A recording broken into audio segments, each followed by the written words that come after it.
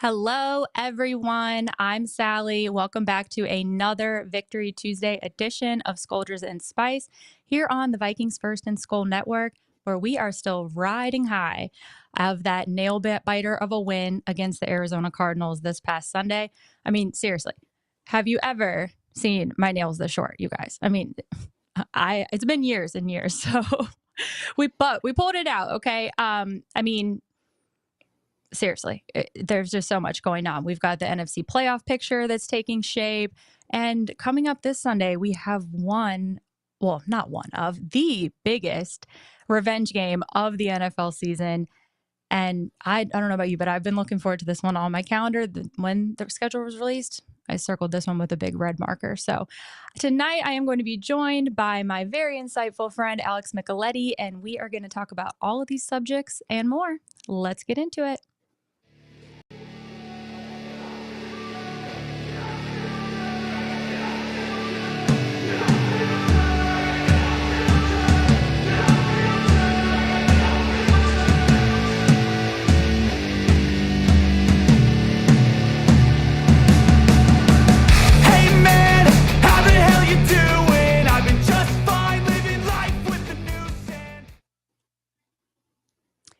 Alex, hi.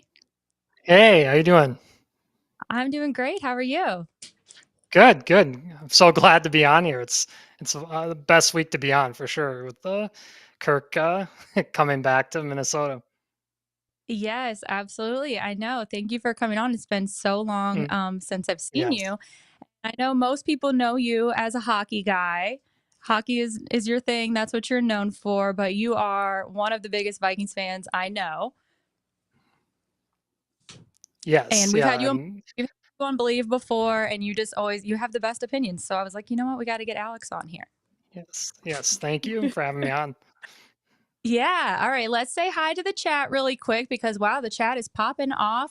We got Chris Thompson, Hey King, Julian, John, Big Moyne, Arizona. Hey. Oh, well, I'm assuming obviously you're a Vikings fan if you just said SKOL, but how are these the Cardinals fans doing in your neck of the woods? Roger, we've got Legend of Korra here. Too Evil. Hey, hey, Too Evil. I'm looking forward to your commentary. Jerome, Bob, Chevy Chase, Roger, George, Julian. Oh my gosh, you guys, there's so many people. Norsefius. All right, Dalton, Two Toned. Okay, you guys. Hopefully, I said hi to Nervous System. Okay, I'm not familiar with that one, but okay, you guys.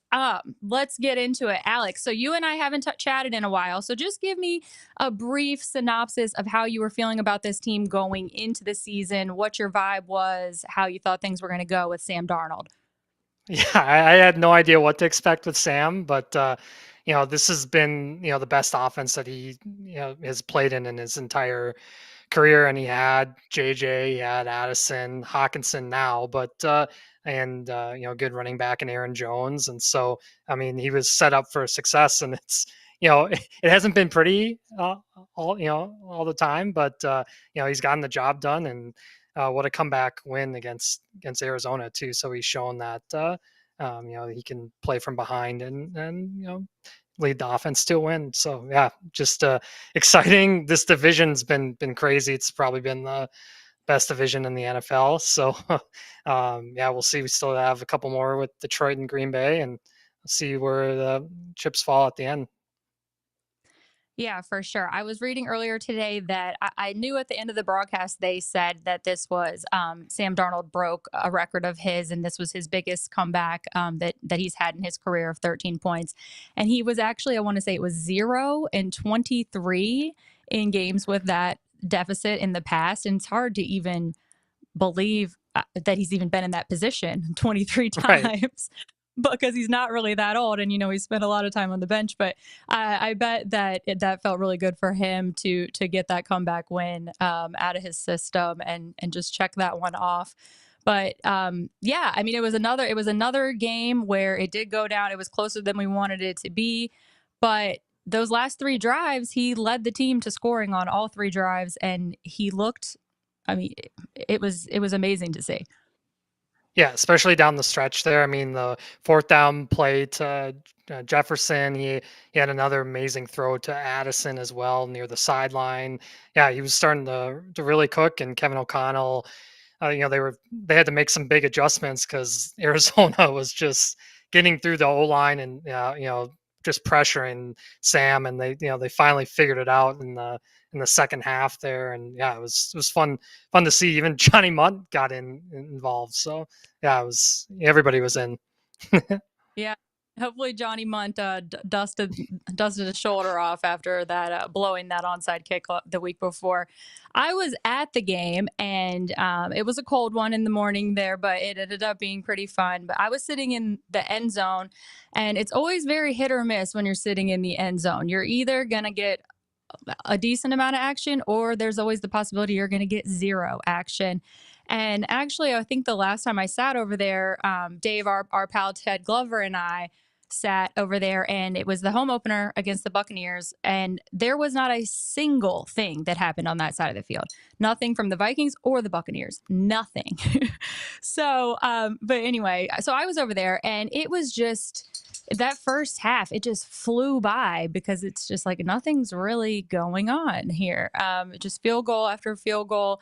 And I started to feel in the third quarter that this is just not their day. It seemed like they couldn't protect Sam. He was also probably holding on to the ball too long.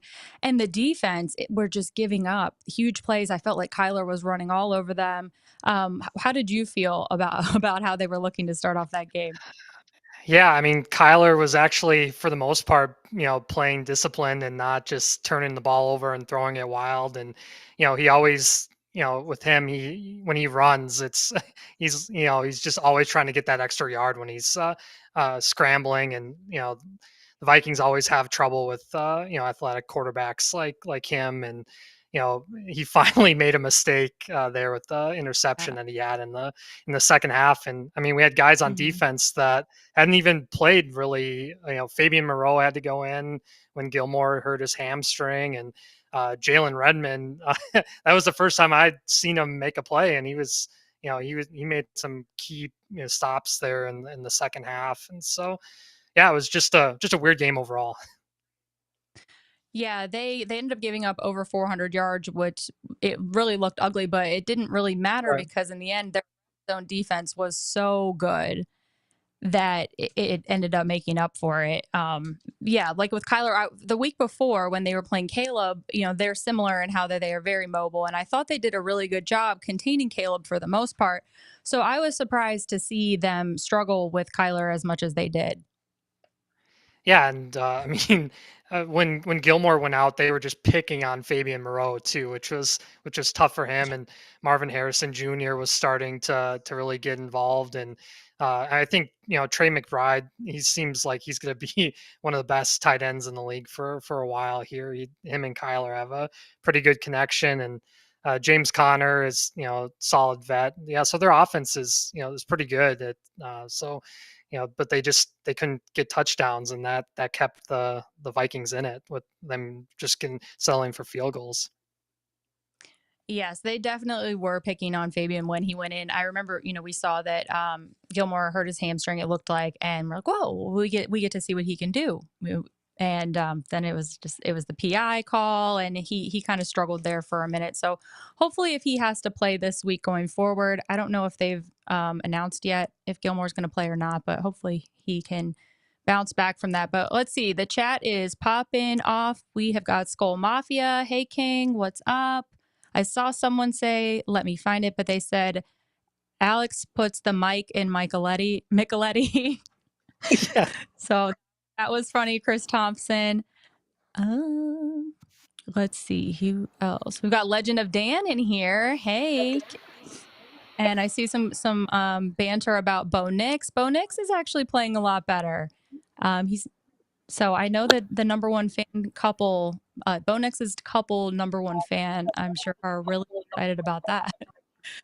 But all right, let's talk about the offense and how they started out. They have another fumble from Aaron Jones to start off the game in the red zone. which was just devastated. I feel like that took the wind out of the sails pretty early there, and he's been struggling with this all season. What do you think is the deal there? Yeah, I mean, he's had some fumbling issues back when he was with the Packers too. So that was always a concern coming in. But it was really cool to see Kevin O'Connell go back to him at the end there to get the game-winning touchdown by him. So it showed a lot of faith. I know he dropped that dime of a pass by Darnold too. That was earlier that could have given him a touchdown. But yeah, it's it's kind of scary, especially if you don't want that happening playoff time. And so you saw Cam Akers. He's a solid backup in getting in there, and Ty Chandler mixed in. So yeah, it's just hopefully he can get that out of his system, come playoff time. But it's frustrating. This team has untimely turnovers sometimes. Yeah, luckily these fumbles haven't really came back to bite them, which is surprising that they've been able to get away with that. They've also been able to get away with some missed kicks that haven't become the theme of even a game. And so that is unique for this season because I feel like in the past we have defined seasons by those things. And I agree it was great to see that they went back to him. Sam Darnold and Aaron Jones have a really like a touching moment on the field where they embraced, and you could tell that there's a lot of trust there between those two. And then they did that again in the locker room. And everybody talks about what a stand-up guy Aaron Jones is, so I'm sure nobody is harder on himself for these fumbles than he is. But it'll be nice if they can get it figured out because this week they could clinch a playoff spot, which is insane to think about. Right, and to do it against Kirk would just be amazing. At home too.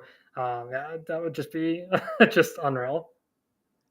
Yeah, I was looking. Okay, what do they have to do? They obviously have to win, and then the Cardinals lose to the Seahawks and Rams lose Yeah, to the Bills, I believe, to clinch it this week. So I think that that's possible, but we probably won't know because I think that those are later games, like the afternoon games. yeah. But it would be so sweet to do it against Kirk Cousins. Okay, Norsevius wants to know, is Alex any relation to Pat? And yes, of course, Pat Micheletti is Alex's dad. Yes. We have the dogs having a fight right now. So sorry about that. Let's see if we can get Holly to make her nightly appearance. Doll, come here. We'll try it. We had Degenerate in town from Chicago this weekend, so we have a bed set up in the studio. And Dolly was just jumping on the bed. So here she is, you guys. Dolly's here. All right. John says Aaron had 5 fumbles in 2022 as a career high, 5 already this season with 5 left to play. Yeah, that is a concern for sure. And I agree. He is a big upgrade at running back compared to what we had the last 2 seasons. It will be interesting to see what happens in the offseason with Aaron Jones and if they decide to try to figure out how to keep him around or if he hits the open market. Chris says, did anyone notice that the Vikings really only got going once we started targeting JJ? He had 2 targets in the first 2.5 quarters, I think. Yeah, I think that's been talked about a lot this week that he did not get the targets in the first half, and people, even JJ, I think, when they went to half, said something to O'Connell about that. Am I right on that, Alex? Yeah, and just it was a weird first half. They weren't.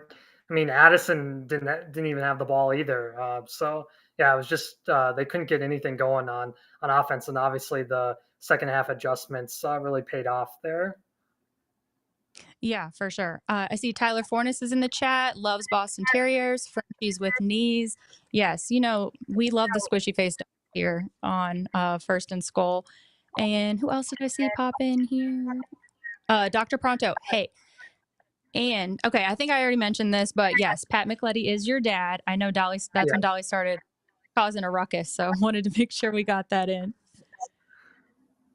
But all right, let's get into Kirk. Kirk has came up, and I wanted to wait until a little bit later. But why? Why bury the lead? This is a game that, like I said to start off the show, had it circled on the calendar.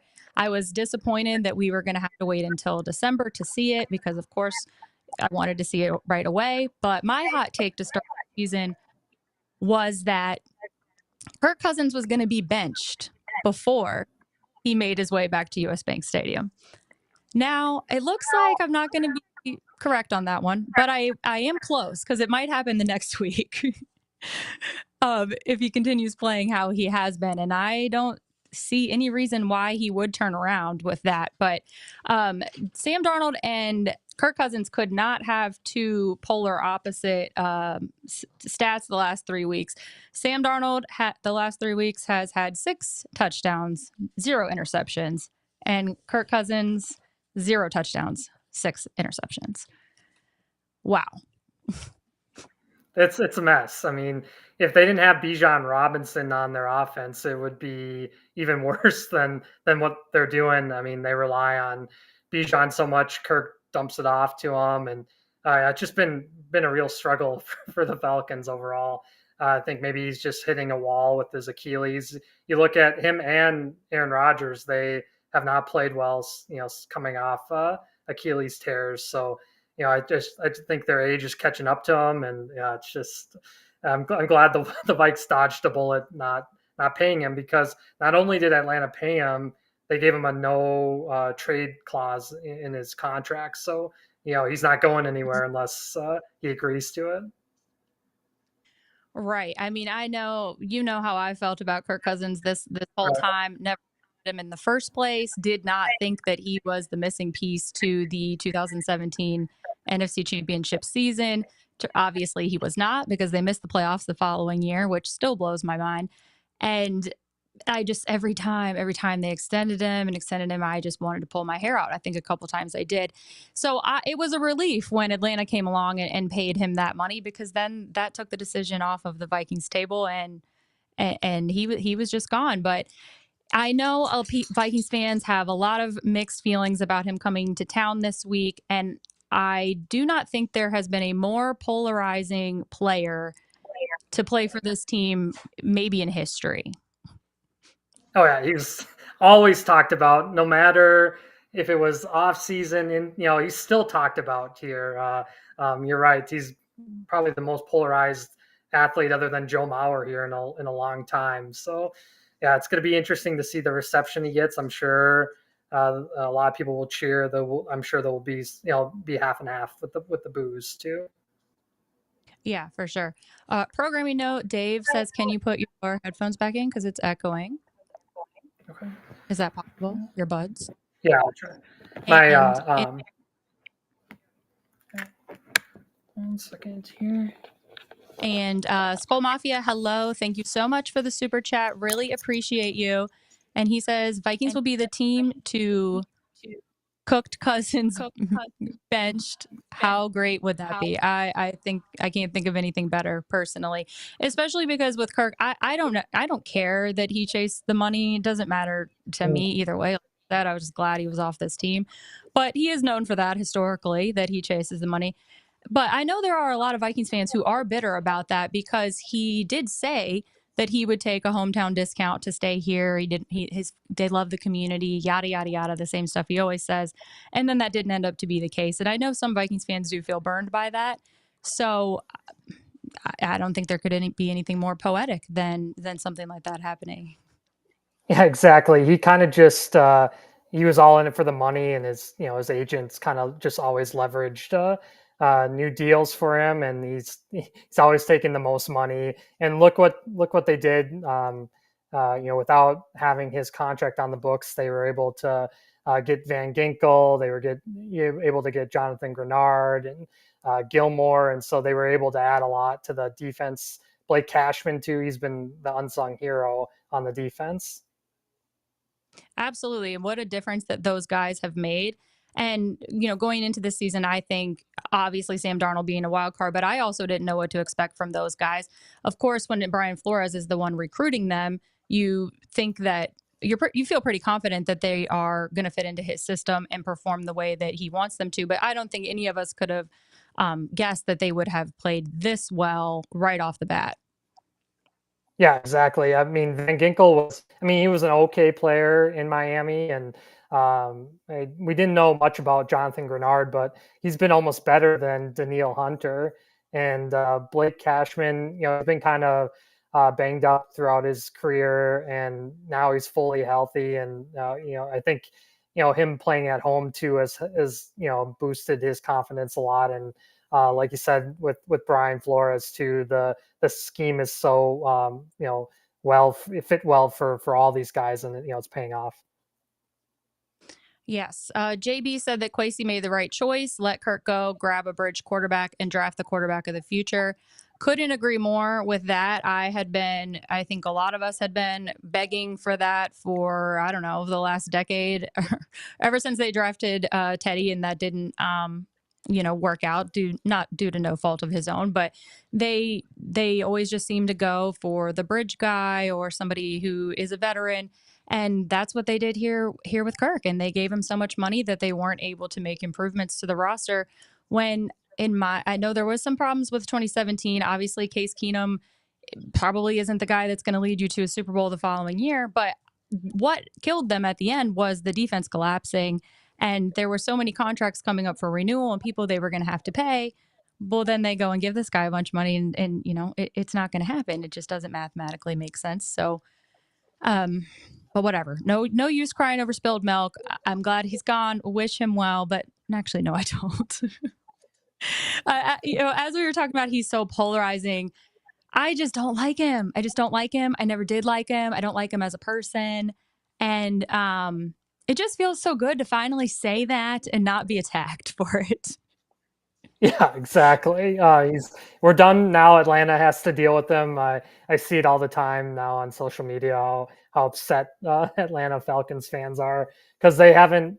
I mean, look, right before Kirk, they had Desmond Ritter, and that was a disaster. They had just backups that were playing. Even they had a former Viking too at quarterback for a little bit as well, and so yeah, it was just it's been a struggle since Matt Ryan has moved on from Atlanta. Yeah, it's super confusing trying to figure out what went into the decision for them to draft Penix Jr. though. Yeah, Most puzzling decision of the draft for sure. I know I was at the Vikings draft party, and it's just it's a head scratcher. It doesn't make any sense because obviously Penix is also one of the older quarterbacks being drafted on top of that. So you're drafting him and then having him sit, and gave this guy all this guaranteed money. It doesn't make sense. But I was reading earlier that there are rumors that Penix may be starting the following week if things stay this way, which it's crazy how they are technically in the lead for the division, but if they lose this one, I mean, the Buccaneers could definitely pass them. yeah. I mean, the Bucks. I don't know if you saw the highlights of the Bucks Carolina game, but the Panthers had that game and they fumbled late in overtime. And I mean, Adam Thielen was making amazing catches, and then Tampa just won on a game-winning field goal. But yeah, that division has always been a mess. I mean, the Saints. Them giving all that money to Derek Carr has not worked out, and so Mm-hmm. far with Carolina drafting Bryce Young, that hasn't been the answer either. And so, I mean, yeah, it's either come down to Tampa or Atlanta. Atlanta might, if Atlanta gets in, I can't believe that they get to host a playoff game, and it could end up being depending on if Detroit loses. I mean, Detroit could go to Atlanta, which would be hilarious to see. I mean, it'd be just a giant blowout. But yeah. Yeah, we've been saying that about the AFC South for years now, that it's Right. crazy that they host a game. I feel like there was a season not too long ago where it wasn't even a winning record that won the division and got to host, which Yes, yes. it's just crazy. Delton says fake as a $3 bill. It's okay to be wrong, just don't be a lying narcissist about it. And I am just curious, who the heck is lying narcissist? So fill me in there. JB says the Falcons have a Chick-fil-A in their stadium, a business that is closed on Tuesday. The Falcons love not to make sense. I think you probably mean Sunday, which Sunday, yeah. Oh, okay. Yeah, he just corrected himself. Okay. I've never understood that either. Like, what's the point? I mean, obviously, I know they host different events there in the off season or concerts and things like that, but it seems kind of like a waste of space for a place that's used at least 9, 10 times a year for a football game. Yes, and they're missing out on so much money in the stadium. Well, yeah, which at least I don't know. I've never been to a game there. I want to go, but Arthur Blank, I think, doesn't he have like the least expensive Yeah, concession stand, which is pretty cool. and he put Because himself in the Hall of Fame of the Ring of Honor or whatever that was. yeah, I still don't yeah, get that. yeah, that was one of the Falcons games that I did watch. Was that a Monday night game? Yes, yes. Oh my gosh, I couldn't believe my eyes that he's putting himself in the Ring of Honor. Yeah, yeah, just ridiculous. Yeah, what was the logic there? Yeah, that was so funny. But I remember watching that game, and that was a great game that Kirk had. I think did he Mhm. have over 400 yards? And I was expecting him to blow it on the last play, Yeah, but he did not. yes. Yeah, it was How, ridiculous. Yeah. however, he made up for it. He made up for it later. What two games ago he blew it on the last play? I want to say. But Mhm. all right, Yes. let's talk about this because this is something that's going to be debated all week long. And I know people have varying opinions on it because, again, Kirk Cousins, very polarizing character. Do you think let's take the money and all of that aside, pretend that doesn't matter. It's this exact same roster. Kirk Cousins is the quarterback. Do you think that this would be a 10-2 football team? Not a chance. I mean, he started off terrible with Atlanta, and then he started to play a little bit better, but now he's kind of reverted back to not being able to move around and just he's just flinging the ball up there. I mean, the last against against LA, I mean, he threw 4 interceptions, and it just just he looked like a mess out there. And I think some of these closer games they probably wouldn't win that London game for sure. This Arizona game, I just think he would make a last minute mistake to cost him. Throw short of the sticks on a fourth down or something like that. Oh my God, Alex, you're making my PTSD flare up. I forgot. Yeah, short of the Yes. stay.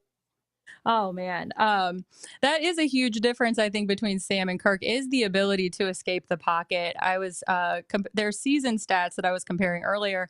Sam has 187 rushing yards and Kirk Cousins has 0, which is hard to believe that it was 0, but that's just because of how many negative plays he's had that it's just completely wiped out. And I know that big criticism of Sam Darnold is that he holds the ball too long. He takes sacks that he probably shouldn't. But at least he has the ability to escape the pocket once in a while. Yeah, it's nice to see. It's been a change, and it allows for off the routes that if guys just have to move around and still find space. That fourth down play, he was able to escape the pocket a little bit, and he found JJ for that fourth down play. That was one of the play of games for sure. Yeah, it's interesting to bring up JJ in this conversation also because I know in the offseason, around the time that JJ did get his extension and even after, people were very concerned that JJ was going to be upset about Kirk not staying with this team. The narrative was, oh, they're super close. They have this chemistry. JJ doesn't want to play for a bridge quarterback or a rookie quarterback, blah, blah, blah, which based on what we see from wide receivers around the league, it wouldn't necessarily be that hard to believe. But we haven't seen that behavior from Justin Jefferson. So I thought that was a bit unfair. But then you've got Justin Jefferson coming out the past 2 weeks and couldn't be more supportive of other guys getting the ball, couldn't be more supportive of Sam Darnold.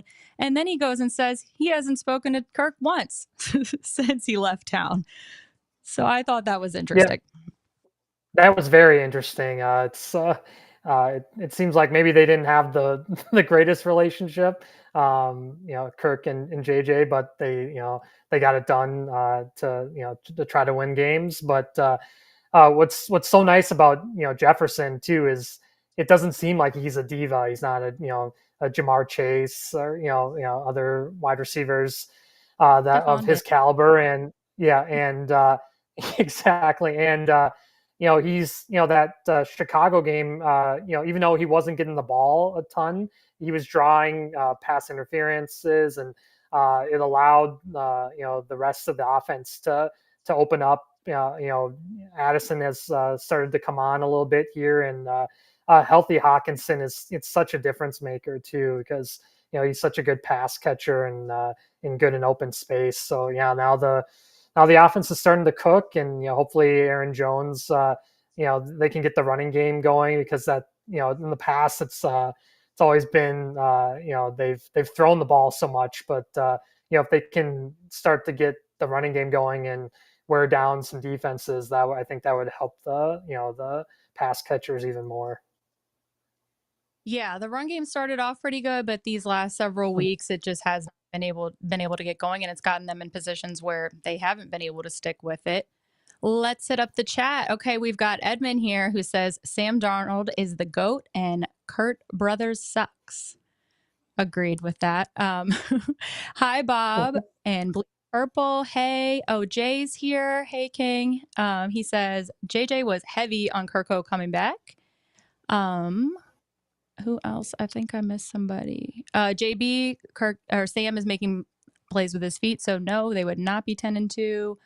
I saw somebody else say that they thought they would maybe only win 8 games with Kirk. Yeah, I agree. I do not think that they would be 10-2 at all. I think that there would be some catastrophic plays, as you said. Things would break down. Something I've been super impressed with Sam is that when he does make those mistakes, which he hasn't in the last 3 weeks since he was seeing those ghosts in the Jacksonville pool, he brushes his mistakes off, and he is able to pretend like they didn't happen, and then lead them to winning drives. If he can take a sack and get up and completely forget about it, which has impressed me so much about him, given what he's went through and the terrible situations that he's been in, and how I'm sure things have snowballed for him dozens of times in his life since he's joined this league, and he's able to somehow brush it off. But you've got Kirk Cousins, who we know does not deal well with adversity, and has a hard time bouncing back when things go off script. Yeah, 100%. And I think Sam realizes this is his last opportunity to try to be a QB1 the rest of his career and cash in. And he saw what Baker Mayfield did last year with Tampa, and now Baker got paid, and there's we've seen this year how many teams have had quarterback struggles, and so there's definitely going to be a market for him to cash in. And I'm happy for him, because he got drafted in the worst spot possible in New York, and dealing with Adam Gase out there, and in the media, and he didn't have a lot of help around him on offense, and so he's bounced around a little bit, and this was the best decision he ever made to sign with Kevin O'Connell and get in this offense. And I hope he gets paid in the offseason. Absolutely. Norsevius brought up everybody smash the like button. Yes, thank you for reminding me of that. Yes, everybody smash the like button. Thank you to everybody who's here. Subscribe to Vikings First and SKOL. Tune into our other shows. So much appreciate you being here. And Jolly needs some SKOL gear if she's going to represent. She actually does have some, so I should probably pull some out for her. We haven't broken it out yet this year. But yeah, agreed. So, all right, since you brought up Sam in the offseason, I hate talking about this, but hey, everybody's always talking about it. I personally don't see a scenario where Sam Darnold is on this team next year for many reasons. But one of them being he's here on a 1-year deal. He's got an opportunity now to hit the open market. How much demand there is for him is obviously going to depend on how the rest of the year goes, how the playoffs potentially go. But while it may be beneficial for him to stay and hang out with Kevin O'Connell, I don't see it being beneficial for his career for him to hang out here another year. Aside, JJ McCarthy and his health aside, I don't see how that happens. Yeah, I mean, I think he wants to continue to be a starter, and so he's going to try to launch or take what he's had, the tape from this year, and show teams that, hey, now I can be a QB1 still, not be a backup. And there's going to definitely be a market for him. I mean, like I said, we've seen some quarterbacks go down. Look at the Giants. They've been an absolute mess. So I mean, there's been teams that have gone through multiple quarterbacks, and so I don't see how he comes back, and especially they're gonna want to upgrade at other positions, and they're not gonna want to have to pay Darnold, and then eventually McCarthy if he has success too. Yeah, I just don't think it makes sense for either party. So I wish that we could stop the conversation. We'll say goodbye to Sam and be gracious for what he did. But you're right. I mean, if you think about, I mean, look at the contract Case Keenum got after one Yes. year here in 2017.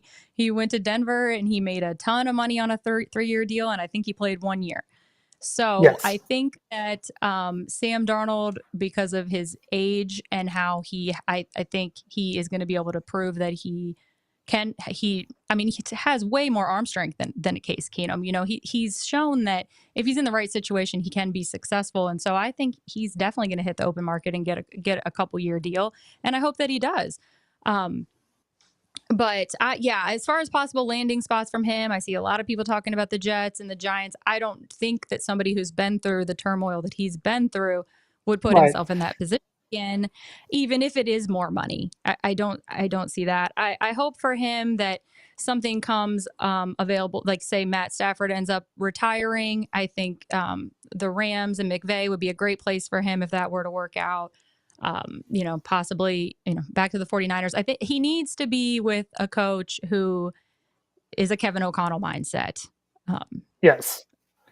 Yeah. Back to the 49ers would be intriguing, because I don't know if they want to pay Brock Purdy. It's he Right. hasn't been playing well. So yeah, and back with Shanahan's just like Kevin O'Connell, it'd be a great spot for him. Great offense as well.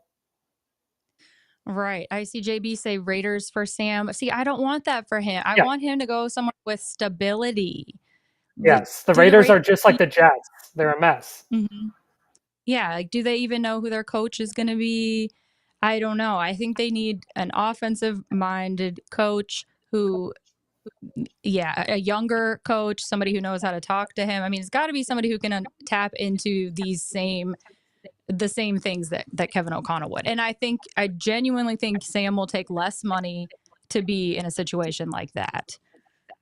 Yeah, 100%. He like you said. I mean, he's been in spots where it has not gone well. The media is not a good market for him, so he's going to be smart on his where he plays next. Yeah, I mean, poor Sam Darnold, he doesn't even have, well, first of all, he doesn't have Twitter, but he also, you can't even comment on a Sam Darnold Instagram post or tag him in anything. Like, you can't even make an appreciation post for Sam Darnold and tag him in it. And I understand why. He's probably been abused to such an extent that he just doesn't even participate in that. And it's kind of sad, but I don't think he'd put himself in a market like that either. No, no way. Maybe the Titans. The Mayo boy, Yeah. Will Levis. It's been a struggle there too. Yeah, I just thought about this. Speaking of Case Keenum, are we going to be shoveling Sam's driveway? We should. Yeah, it's a repeat of that for sure. That'd be hilarious. Yeah, we might have to. I might have to get the shovel out of the garage and get prepared for that. But okay, let's talk about the NFC playoff picture in general because it is taking shape. And the NFC North, as you mentioned earlier, just crazy. Crazy. I don't know who could have seen this coming. I obviously thought the Lions would win the division, Packers number 2. I thought it was going to be a toss up between the Bears and the Vikings, but here we are with all 3 teams have at least 9 wins in December. Yeah, it's unbelievable. And I thought the Packers were maybe take a step back, but they their defense has been playing really well. And I mean, I can't believe the Giants let Saquon go and they let Xavier McKinney go, and now both of those guys could be the offensive player of the year and the defensive player of the year. It's crazy that they helped out the rest of the NFC, and and they decided to keep Daniel Jones, and then they lost Daniel Jones as well. So it's talk about a mess of a franchise there. But I think the NFC definitely has the better of the team playoff teams for sure. Yeah, God, it's got to be hard to be a fan of franchises like that just are an absolute disaster. And I know there was years where I was clamoring for anti-mediocrity. I got so sick of the 8-8, 9-7, blah blah blah. That's like never getting over the hump. You're never going to win a Super Bowl if you don't bottom out at least a little bit. But God, I'm just so grateful that we that we don't have to put up with stuff like that. And look, it turns out that I was completely wrong because here we are in our rebuilding season and we're 10-2. So blowing my mind. But looking at how the division is going to play out here. The Lions have looked like the favorite all along, but they are dealing with a ton of injuries now. Their defense is pretty decimated, and they've got Packers this Thursday, Bills, both of those at home, and then they are at Chicago, at San Francisco, and then closing out the season with the Vikings, which is not the easiest schedule. No, it's and their defense is really they're losing guys out for the season left and right, and they should have lost to the Bears. That would have been so big for the Vikings and the Packers, unfortunately. But and then I'm sure you saw this too. Jahmyr Gibbs posting a picture on social media of all the running plays behind a teammate, and Dan Campbell had no idea that happened, and so I wish we would see the reaction Dan Campbell has when he talks to Jahmyr Gibbs about that. But it's gonna be. You have to look it up. It's hilarious. They brought it up in his press conference, and he's like, "I had no idea that happened," and he's like, I'd rather not have our running plays out there." But it was silly mistake by Jahmyr. Yeah. So they definitely, I mean, I don't envy that they have to play the Bills at all. Obviously, the 49ers are wounded and not the 49ers that we've become accustomed to watching the past decade or so. But the Bills, I can see them certainly losing that one and maybe even losing to the Packers here on Thursday night. Huge. It would second Lions game so much more important, even though it's be on the road. I think the team would get up for that one for sure to try to win the division on the road. That would be exciting. Yes, for sure. Okay, I saw Norsefius says that he would trade Too Evil for Dolly, and absolutely not. Absolutely not. That's not on the table. Being echo speaker again. I don't know. Is that me? I hope not. Okay. And then I saw someone else said something dissing Kirk Cousins. I missed that. Oh, SKOL full shot. Competitive rebuild was over after we got rid of Rich Bum. Agree. But okay, let's take a look at the pack. They are at Lions, at Saints, at Vikes, at Bears. Closest season. So much easier. Looks like the Lions are dealing with, but God, I just hope we don't see them sneak ahead. And oh God, I can't handle it. But they are in a unique position because they lost to the Vikings and they lost to the Packers. Yeah, and I mean Jordan Love's been throwing some untimely interceptions, so hopefully that happens to him down the stretch here. It happened in the playoffs last year against the 49ers, so we'll see if that continues. Okay, Alex, do you have your speakers on? Speakers? Yeah. Sorry. Does it sound Is it me? like Someone's. I think it might be you. And that's why I'm echoing. Shoot. But I'm not positive. I don't think it should be me. Hold on, you guys. Technical difficulties. It's Alex. Oh, shoot. Oh, I've been trying to mute him at different times so we didn't get the bleed over. oh.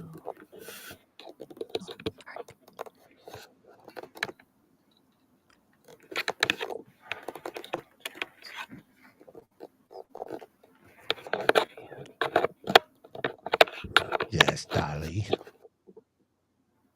The pretty Dolly. We'll have Dolly have her moment.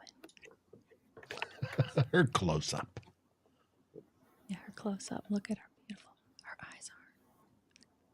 Yeah, Yes, everybody, you I'm can in the invite. background. Yeah, Dave's here, of course. Oh, I don't hear the echo on my end anymore. No, I don't hear it either. I don't hear it anymore. So, yeah, I thought I was crazy, but yes, Dave, thank you as always for your assistance. Dennis says the Vikings are or the Lions are gonna stumble. I can see that happening. They looked unstoppable, almost this entire season, but they've shown some weaknesses, and now they've got even more injuries. Alex, we back? I think so. Can you guys?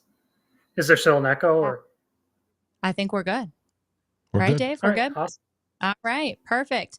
Okay, so I think where we left off, and thank you guys for your patience there. Jacob said, hope Sam has tamed his wild dog mentality a bit. The last few games have been excellent with ball protection. Could not agree with you more. There were those 2 games, especially, the Jacksonville game where he was just slinging it. And, you admire his confidence to be able to put the ball in those small windows, but it wasn't working out there. Yeah, it was just, yeah, I don't know. Yeah. I mean, what do you think, Dave? Sorry, not paying attention. Yeah, he's not paying attention. Okay. All right. So let's get back to the Packers schedule really quick, because like I said, it is easier. How do you feel that they are going to be able to wrap up this with at Detroit, at Seattle? They have the Saints at home. They're obviously back at the US Bank Stadium, and then they play the Bears at home. Yeah, like I said earlier, I don't think the Saints are very good, and I think Seattle's a fraud team. I don't trust Geno, and then the Bears. They did sneak by the Bears, but I think they're just such a mess right now that that they can't beat the Packers, and I actually think they're going to beat Detroit on Thursday. Just with all the injuries that Detroit has, their defense did not look good. I mean, Caleb threw for almost it was over like almost 350, and Keenan Allen was just destroying their safeties and corners. So yeah, I don't want them to pull ahead, but they're going to make a pretty good case to try to do that. But hopefully Vikings can win at Lambeau too. It's always fun to beat the Packers twice. Absolutely. Jacob says the Bears have been competitive every divisional game this season. That's true, and they usually are. I mean, the NFC North, I feel like even when the teams are bad, they always do play close no matter what year it is. And the Vikings have blown it against some very bad NFC North teams historically.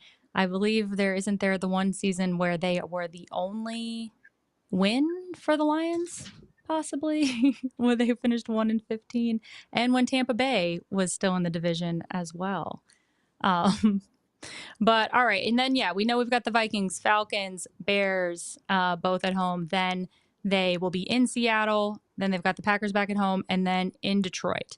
So, I know we all hated having those stretches with no home games, but I think that's the way that you want it to be with most of those games at home. I'm not worried about the Falcons, as we've said. The Bears, I think they can take care of business with them again, especially at home.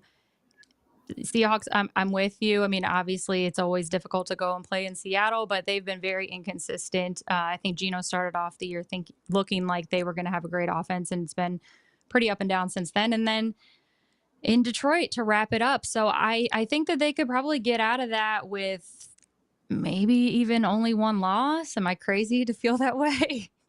No, I'm right there with you too. Yeah, it would be huge. I mean, like you said, 15 wins would be just amazing. Who would have ever thought if they could get to that mark? But yeah, we'll see. The hardest game is probably going to be that Detroit game. We'll see, if they have something to play for. But yeah, those Yeah. two division games at the end, the Lions and the Packers. But like I said, going 2-0 against the Packers would just be awesome. Delicious. I know we haven't gotten to listen to Green Bay radio here in a while. It's been a long time. So it would be great to be able to listen to it after the Vikings win. Then they're on December 29th. But okay, let's start wrapping it up here. I know you mentioned Thursday and how tough that is to. All right, let's see what the chat has to say. But who I know. Mathematically, we're probably supposed to root for the Packers to win, right? Like Mhm. I'm torn between, do we root for Detroit to lock up the division or the division just to be between Detroit and Minnesota and just eliminate the Packers from the conversation? That's what I prefer. Or should we be rooting for the Packers to win, them stay in the conversation, but Detroit be weakened? I don't know. Alex, what are that is so tough. Yeah, man, to make it a 2-horse race would be nice, but to throw more chaos, it would be nice to see the Packers win, because then the Vikings do have a better chance at the division there. But yeah, it's so tough, right? Cheering for the Packers. Yeah, I just, I think I saw our friend Dustin Baker had a tweet about that today. And it's like every time you hype yourself up, like, okay, yeah, I can do this. It's for the common good. And then you sit down and the TV turns on and you're like, yeah, fuck that. Yes. No. I think the only time I can do it is when they play the Bears, maybe when it's for a reason like we're talking about now. I don't have this beef with Detroit, so it's really hard for me to do it. But I see people in the chat. Doug says beat Green Bay. George, go Pack, go. I'm gonna puke. Please don't ever say that again in this chat. Jay says Packers losing. And Jacob, he cannot root for the Packers, so he's rooting for the Lions to fall apart. Dave says a tie will mean the Vikings could win the division in week 18, and the Cheese Weasels still have half a game less, max. I have never considered the Cheese Weasels.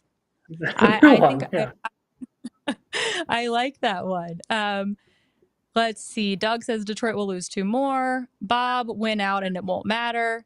I agree with you. Yeah, control your own destiny. I mean, like we said, Detroit has the harder schedule, so I can see them definitely losing 2 games for sure. And Northview says Alex should be in the new Super Troopers movie. Meow.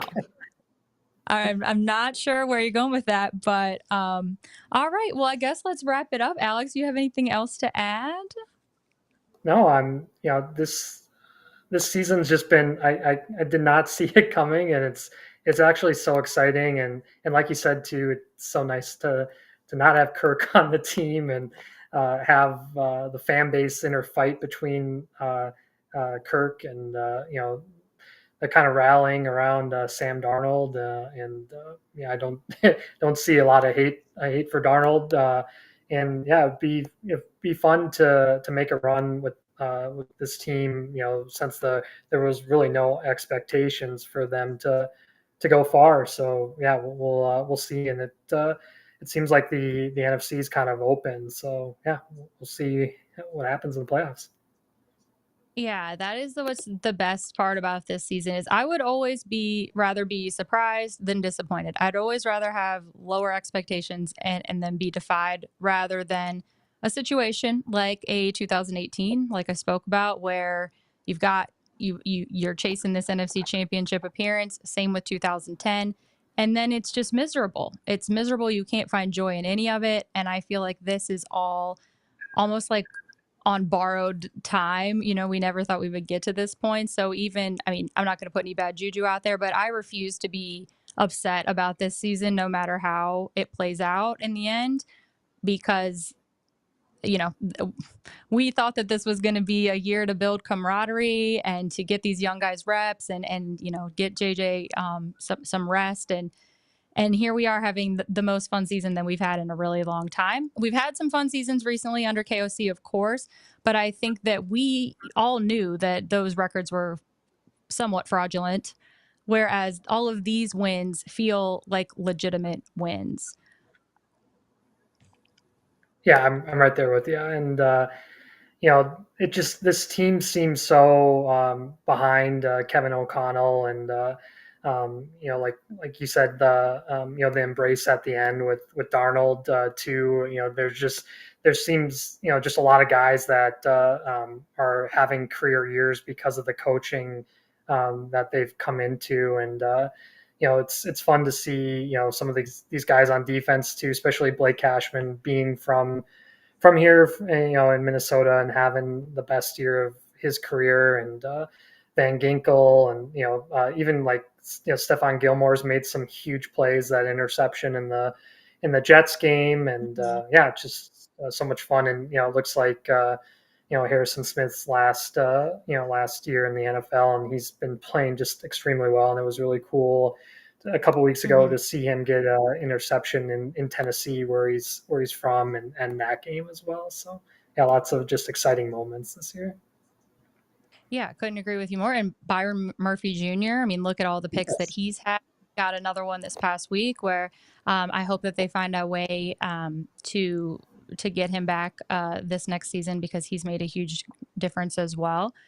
But oh my God, I forgot what I was about to say. And I felt like it was such a good point. Of course, I forgot it. But Alex, thank you so much for joining me. This has been so fun. I've missed hanging out with you, so it was good to catch up here.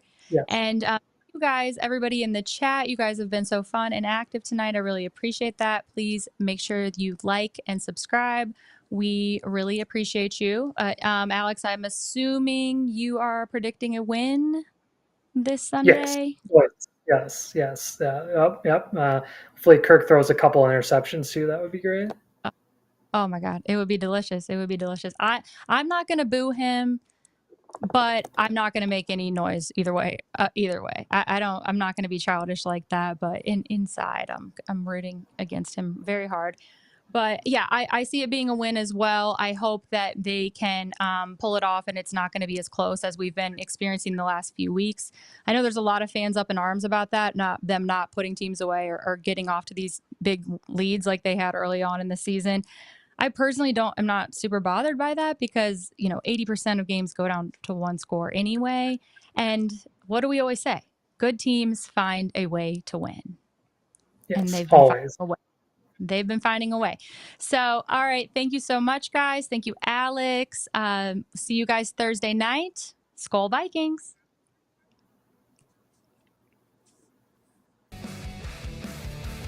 Like, subscribe, and ring the bell. And rate us on your favorite aggregator.